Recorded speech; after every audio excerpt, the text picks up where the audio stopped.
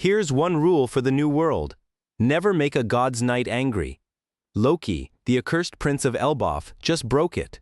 And what comes next is genuinely hard to watch. Episode 167 also drops one of the biggest reveals of the entire Elbaf arc.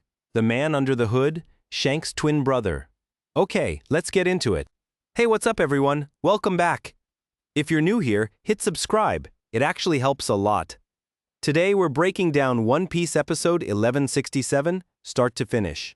We've got a haunted castle, a dead king with a terrifying secret, and a beatdown so one-sided it's almost uncomfortable. So grab a snack and settle in. The episode opens at Aurust Castle, where King Harald died 14 years ago. Since that day, nobody has set foot inside. That was the rule until now. But the second the group arrives, something feels off. The castle gate isn't just open. It's been blown apart by raw force, and there's not a single guard standing anywhere. Zoro studies the wreckage and catches what everyone else misses. The gate was smashed from the inside out. Whoever did this wasn't breaking in. They were breaking out. Luffy, of course, doesn't care about any of that. He charges straight through the hole like a wild boar. He wants the key to Loki's shackles, and nothing else matters. Nami's already losing it, and poor Road is shaking like a leaf. So she threatens him into carrying her like a princess. And honestly, the guy looks way too happy about it. Okay, so inside the courtyard, it gets worse. Road explains none of this was done by intruders. Every crack, every crater, came from one fight King Harald against Loki, frozen in time for 14 years.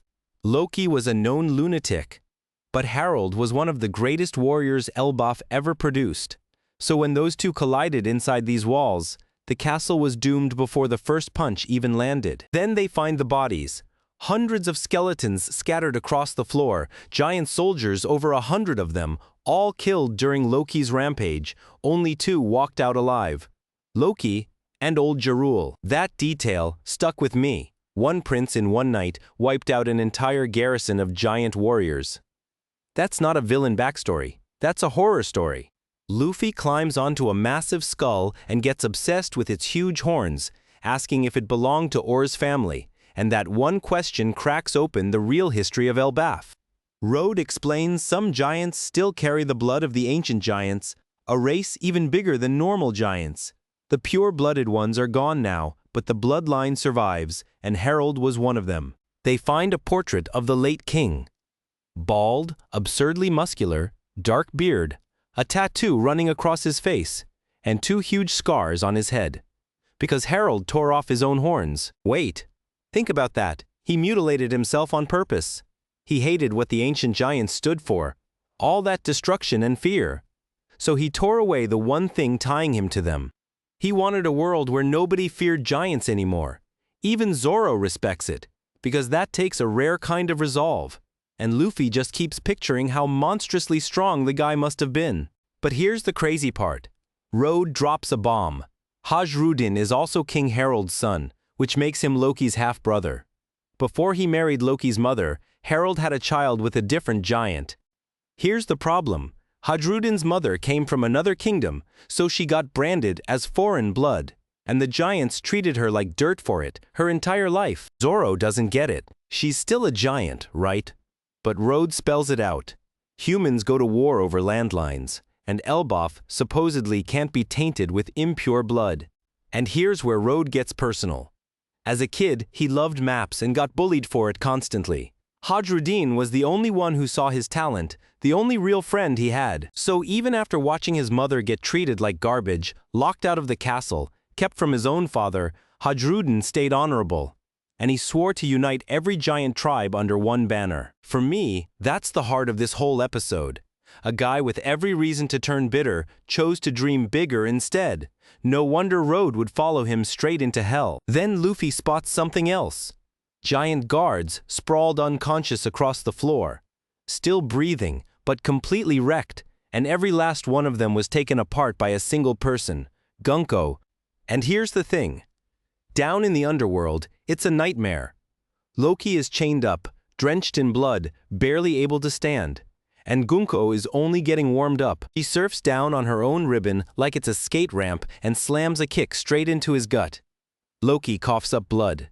Then she asks, almost sweetly, if he's learned his lesson. Loki calls her a coward for beating a man who can't even move. But Shamrock, still hooded, answers cold. Even if Loki could move, it wouldn't change a single thing. Then Gunko makes her pitch.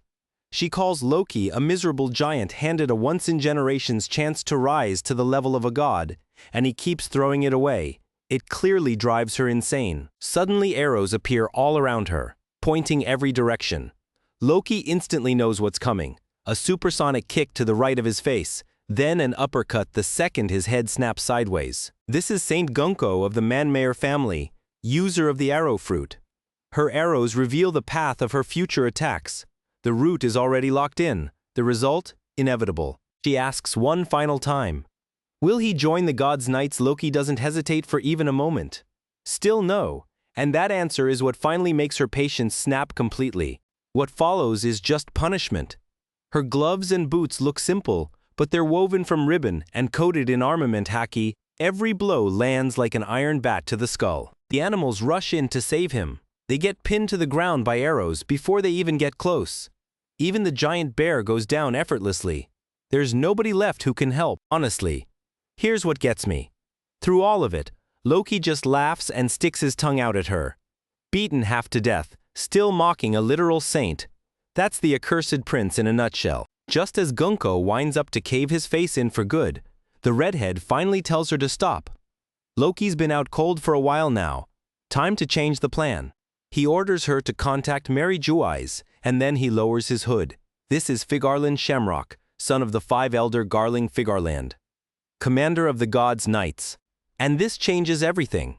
He's Shanks' twin brother. Same face, same red hair, completely opposite worlds. One became an emperor.